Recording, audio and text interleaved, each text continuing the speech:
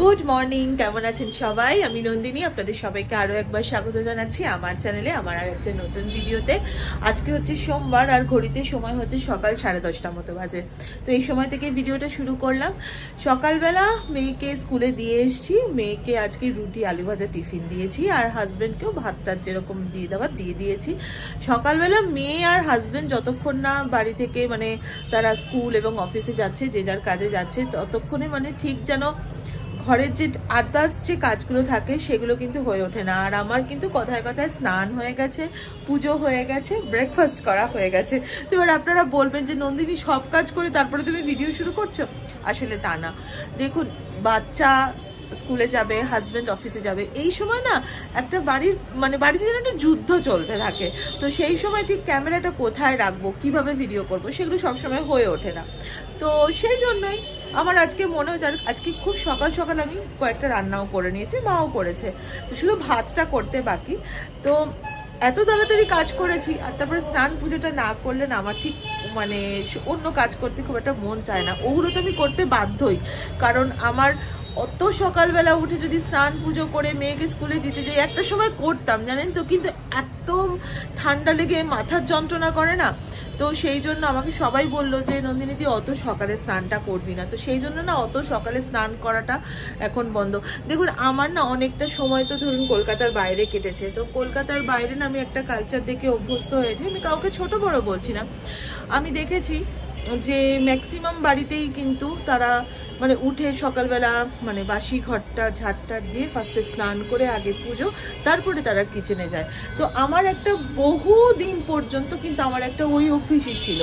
মানে আমি যখন বিয়ে করে সংসার পেতেছিলাম তো কলকাতার বাইরে, তো মানুষ কি মানে তখন ওই যে আমি ভিডিওতে বলি না যে অনেকেই আমার অনেক ভিডিও হচ্ছে বিগিনার্সদের জন্য, কারণ আমিও কিন্তু কলকাতার বাইরে অনেক দিন থেকেছি।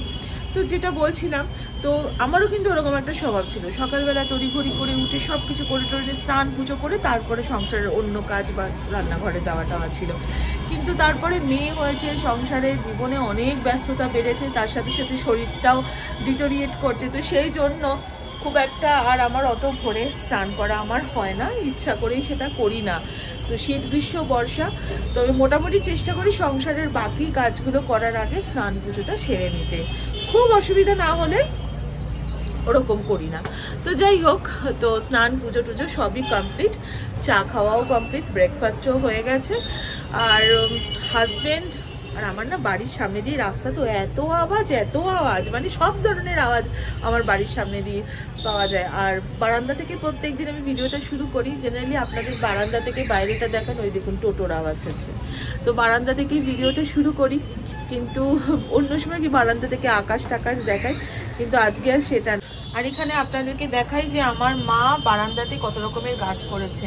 এই কালকে এই গাছগুলোকে সমস্ত এনে এখানে টবে মধ্যে সবভাবে আর কি মানে যেরকম ভাবে ঠিকঠাক করে রাখা হয়েছে। এবার এগুলোতে ভালোভাবে জল টল দেওয়া হচ্ছে, তারপরে এগুলোর মধ্যে ফুল ফুটবে।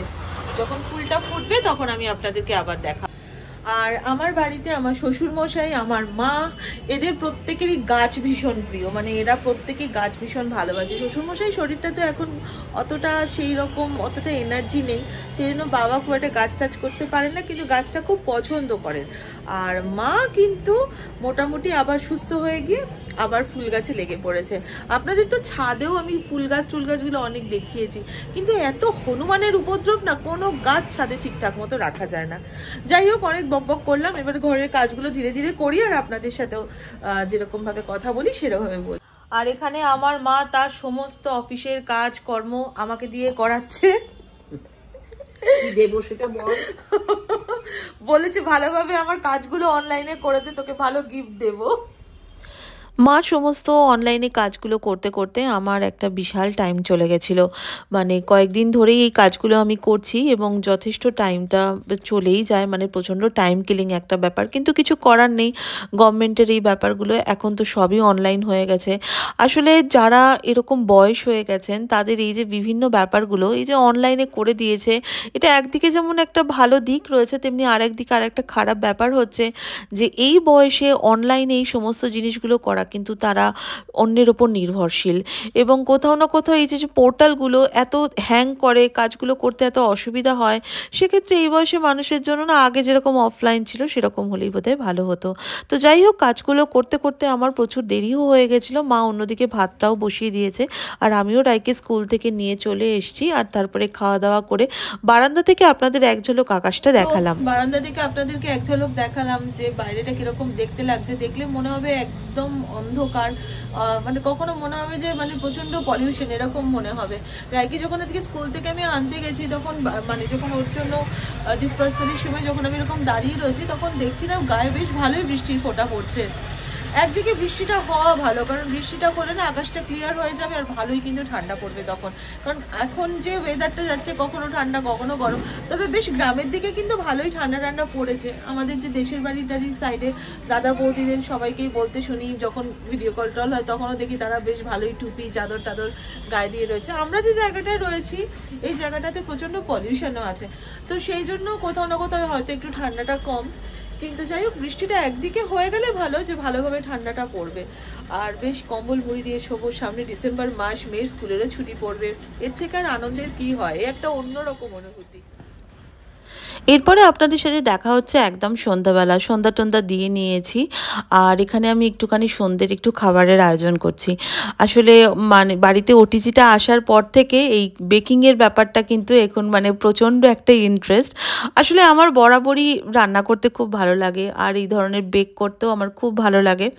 কিন্তু আমার বাড়িতে যেহেতু ওটিজিটা ছিল না, তো সেক্ষেত্রে আমাকে গ্যাসেই করতে হতো।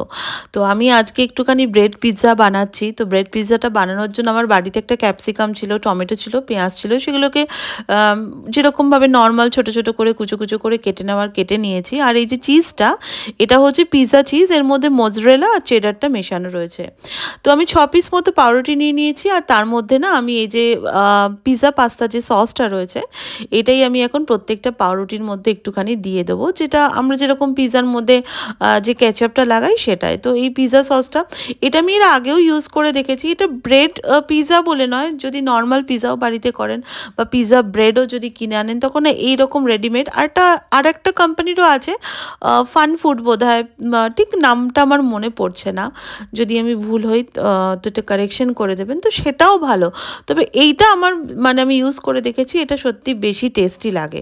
তো আমার এই যে ব্রেডগুলো রয়েছে তার উপরে যখন আমার সসটা লাগানো হয়ে গেছে, এরপরে আমি এই যে সমস্ত সবজিগুলো এর ওপরে একটুখানি ভালোভাবে ছড়িয়ে দিয়ে দিচ্ছি। আর এর ওপরে দেব হচ্ছে চিজগুলো, আর তার সাথে অ্যাড করব হচ্ছে একটু নুন আর অরিগ্যানো আর চিলি ফ্লেক্স। আর ওটিজি বা ওভেনে বেক করলে যেটা মানে সবথেকে ভালো লাগে আমার যে ব্যাপারটা, সেটা হচ্ছে প্রত্যেকটা স্পাইসের না যে একটা ফ্লেভার থাকে, যে টেস্ট থাকে, সেটা কিন্তু একদম ইনট্যাক্ট থাকে। জেনারেলি কি হয়, আমরা যদি গ্যাসে এই জিনিসটা করতে যাই বা আগুনে যদি রান্নাটা করতে যাই, তাহলে অনেক সময় না একটা তাপের কোনো ব্যাপারের জন্য হয়তো প্রপার যে টেস্টটা বা যে কোনো জিনিসের যে প্রপার স্মেলটা, সেটা আমরা পাই না। কিন্তু ওভেনে যদি আমরা সেই রান্নাটা করি, সেটা কিন্তু একদম ইনট্যাক্ট থাকে। এই যে ধরুন আমি অরিগ্যানোটা দিচ্ছি বা চিলি ফ্লেক্সটা দিচ্ছি, বা এর আগেও যখন আমি চিকেন চিজ ব্রেড রোলটা বানিয়েছিলাম, তার উপরে যে চিলি ফ্লেক্সটা দিয়েছিলাম, প্রত্যেকটা জিনিসের তো একটা ইন্ডিভিজুয়াল স্মেল অ্যান্ড টেস্ট থাকে। তো এই বেকিংয়ের ক্ষেত্রে আমি দেখেছি যে যদি ওটিজি মানে এরকম ওভেনে করি, তাহলে না তার যে একদম স্মেলটা, টেস্টটা একদম ইনট্যাক্ট থাকে। তো যাই হোক, আমি ওভেনটা মোটামুটি 150 ডিগ্রি সেন্টিগ্রেডে ওই 5 মিনিট মতো প্রিহিট করতে দিয়েছিলাম। তারপরে আমি এরকম একটা টোস্ট র্যাকের ওপরে প্রত্যেকটা ব্রেড ভালোভাবে সাজিয়ে দিয়ে এখন এটাকেই আমি আবার 150 ডিগ্রি সেন্টিগ্রেডে 10 মিনিটের জন্য আমি এটাকে গ্রিল হতে দেব। যেহেতু আমার ব্রেডটা অলরেডি তৈরি করা, আমাকে আলাদা করে তো বেক করতে হচ্ছে না, তো তার জন্যই আমি এটাকে গ্রিল করে নিলাম। দেখুন, গ্রিল আমার হয়েও গেছে কথায় কথায়। আর রাইয়ের এক বান্ধবী এসছে, তো ওদের দুজনের জন্য আমি এটাকে মানে সার্ভ করে দিচ্ছি। আর সেকেন্ড লটটা আমি আবার বানিয়ে নিচ্ছি। আর যেহেতু ওভেনটাতে একবার আমি বানিয়েছি, তো সেই জন্য ভেতরটা ভীষণ গরম, যদি ছ্যাঁকা টাকা লেগে যায় তার জন্য একটা খুন্তির সাহায্যে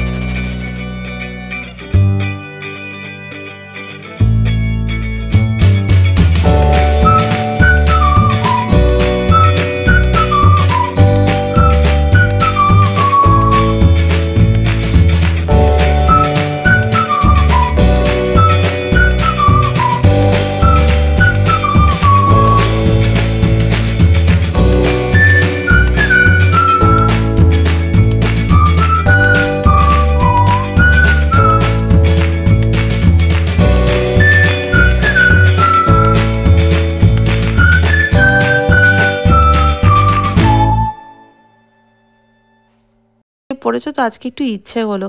আর এরকম যদি সুন্দর স্ন্যাক্স বানানো থাকে তার সাথে এরকম দুধ চা কিন্তু দারুণ লাগে।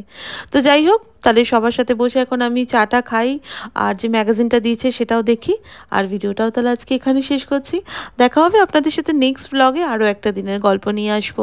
ততক্ষণের জন্য সবাই খুব ভালো থাকবেন, নিজের যত্ন নেবেন। আমার ফেসবুক আর ইনস্টাগ্রাম পেজের আইডি আমার ভিডিও ডেসক্রিপশন বক্সে দেওয়া রইল, পারলে সেখানেও একটু বন্ধু করে নেবেন।